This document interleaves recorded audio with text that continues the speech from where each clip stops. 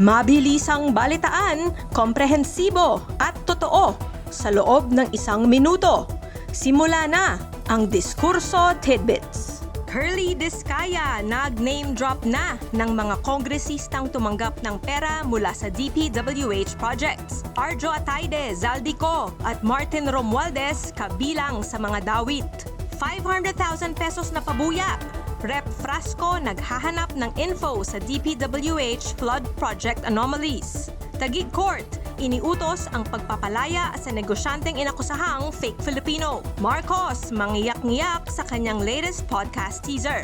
Anya, nobody is more important than the Filipinos. Carlo Acutis, opisyal ng Santo. At Alex Eala, unang Pinoy na nagwagi ng Women's Tennis Association title. Balitang mabilis, komprehensibo at totoo. Yan ang Diskurso Tidbits. Basahin ang tungkol sa lahat ng yan at sa marami pang ibang nakatutuwa at makabuluhang balita sa diskurso.ph.